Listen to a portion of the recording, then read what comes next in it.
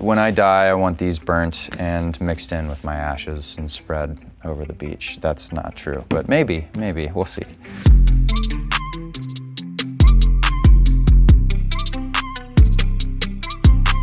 What's going on? It's Chase Stokes, and these are my essentials.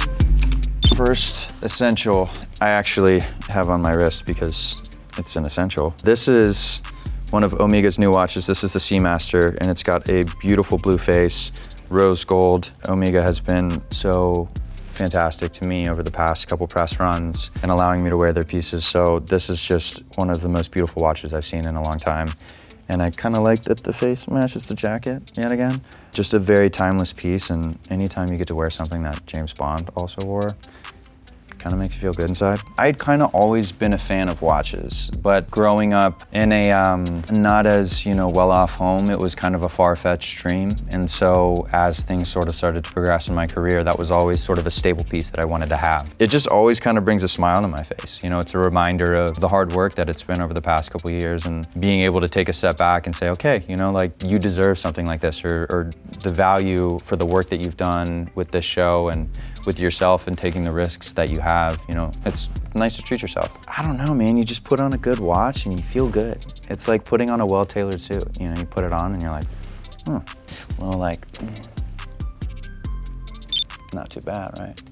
Next up, we got Tom Ford Exfoliating Scrub. And this is a lifesaver for me. So playing John B is great, but I naturally have a little bit of facial hair, so I have to wake up every morning and shave my face. And I use this probably twice a week, and it immediately brings my skin back to life. It helps me so much with small breakouts. I do have sensitive skin, so this is a go-to lifesaver. Thank you, Tom Ford. I'm very obsessed with this product. I'm gonna embarrass myself right now. Any beachgoer is gonna recognize this brand. This is Rainbow Sandals, and I've had these shoes since I was in 8th grade. They are my daily drivers. Yes, those are holes in the heel areas. The straps are basically gonna come off. If these things could talk, I probably wouldn't be able to sit here right now with all the trouble I've gotten in these shoes. So like John B, I've run from the cops in these. We'll just leave it at that. But great sandals, they're great for the beach. They're great for basically any occasion. Summer, I've worn them during winter months too.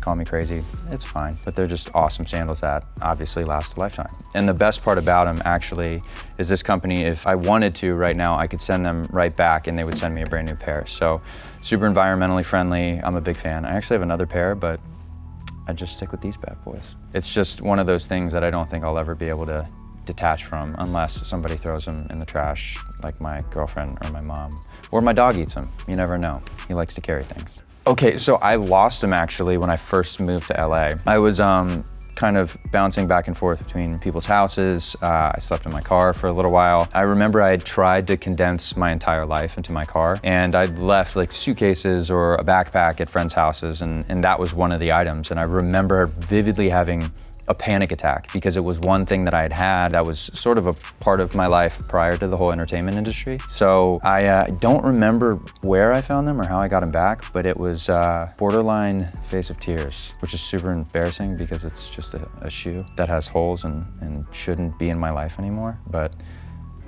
here we are. My next essential, these bad boys. Amiri sunglasses. I can't say enough about these. The clear lenses are kind of nostalgic. Amiri's just such a great brand. He's an American designer, just like a really cool story, LA-based dude. And all of his stuff is just so rad. So when I got my hands on these and just the way they fit my face, I just thought they were a little different, but different enough to fit my style. I kind of like to try new things all the time. And so, what's not to love?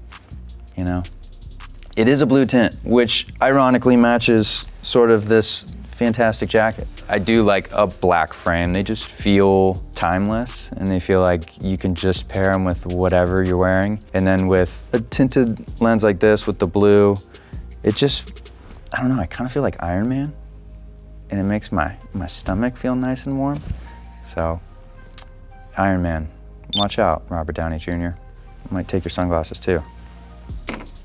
Next essential, Le Labo Oil Diffuser, Santal 26, which is very similar to the 33, but I am a huge scent guy. I have literally been putting this in diffusers for maybe 2 years now since I figured it out, but I bring it with me everywhere. It's kind of one of those scents for me that reminds me of sort of a home base. And in the entertainment industry, we travel a lot, and being gone on location, you're trying to kind of make a home away from home. So scents for me are always something that bring me back to a specific moment in time. And this one, when I smell it, honestly, what it takes me back to is being on the water for some strange reason. And in Charleston, you're constantly surrounded by the marsh, so there's like a very specific scent. And I guess just because of where I was in life and sort of that transitional period, this was one of the first things where I wasn't buying, you know, diffusing oils from Amazon, and I decided to splurge a little bit, which sounds ridiculous because it's just, you know, an oil, but it's just been something that constantly puts me in a place of nostalgia. So Santal oil diffuser. It says I should get rid of it after 12 months, but I'm gonna keep it going.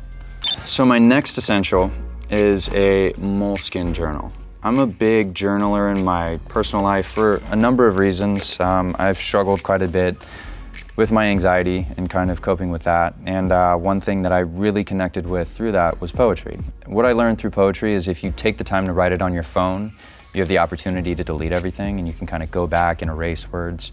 And when you put it on paper, it lives forever. So you're kind of watching your mistakes and you're watching yourself grow, and you're able to kind of jot things down that are a little bit, again, nostalgic for whatever was going on in that time. I've gone through kind of a lot of ups and downs over the past couple years with, you know, family members passing away and loss and a lot of the, you know, accolades with the show and everything going on there. So to have a physical copy of reminding myself of the journey itself and not allowing social media to be a definitive factor of where I'm at and sort of level myself and feel grounded. That's kind of why I like to put it down on paper versus, you know, jotting it in an iPhone note. I've probably got 15,000 different notebooks laying around. I like Moleskines because the size of them is convenient, but I have ones that say like Chase's World Plans and like just random, you know, like the yellow legal pads laying all over my house. I mean, I make daily notes because if I put it on my phone, then I'll just kind of swipe through it. So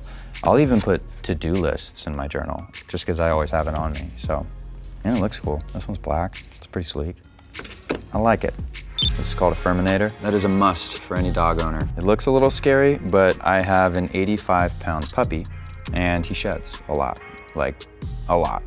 So this actually gets under the top layer of the coat and it pulls out all of that excess fur. So this is a lifesaver. I've prayed for it for a long time and I'm very thankful to have it in my life. I found Milo. He looks like a wolf. He's a German Shepherd Golden Retriever mix. He was from a farm in Pennsylvania and my mom and my girlfriend found him on Craigslist, and I was not really looking for a dog at the time. Lo and behold, I got bullied into it, and now I have an 85-pound, 1-year-old dog who basically controls everything that I do in my entire life. From the time I wake up till even when I'm asleep, I feel like he's still controlling my brain. So it's great. It's a good time-consuming activity. Shedding dog, big house, small house, you need this bad boy. One of the most essential items in anybody's list is headphones. But these were a gift from a lovely friend of mine, and they are the Berluti Bang & Olufsen collab.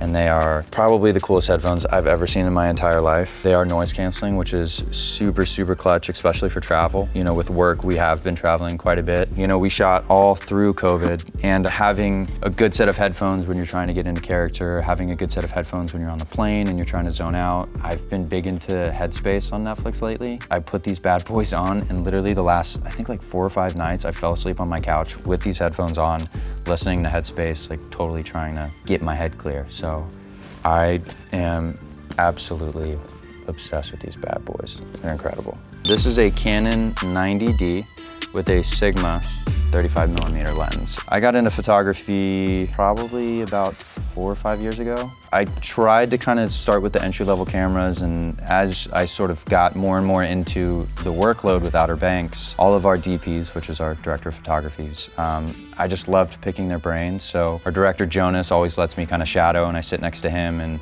I've learned so much about it. So I just wanted to have a camera that I was able to snap moments, not just at work, but throughout life. It just felt like the right size. It wasn't too much of like a cinema camera. It, you know, does great with like sort of the point and shoot stuff. It takes incredible images, and in Canon, I love the warm tones for them. So I think this is my second 90D because I broke the other one. Dropped it in the water. Oops. But this lens, Sigma, is just incredible. And then this strap was actually a gift from Maddie. So it's kind of a cute little reminder of my lovely girlfriend. You know, I love to hate jump ropes, if I'm being completely honest. It's one of the best forms of cardio. You can do it in a relatively small place. Sometimes you gotta make it work. So through COVID, you know, we didn't have gyms and we had to get really creative with our workouts, and obviously doing a lot of the physical activities myself. I have a wonderful stunt double named Cole, but I still try to do as much as I humanly can. So for me, staying in the best shape that I can and matching my diet with my fitness is incredibly important, because we don't have a small shoot window. We shoot for over half the year. This season in particular, we were in Barbados, which was on basically a full lockdown while we were there. So having some form of physical activity when you're essentially locked in a hotel room when you're not shooting is super, super crucial. So this bad boy has served me well and has left a lot of welt marks on my arms and my shins and my feet as well. So I love to hate that thing. That's my 10 essentials. These are the things I keep with me. Hope you guys enjoyed it, and thanks for watching.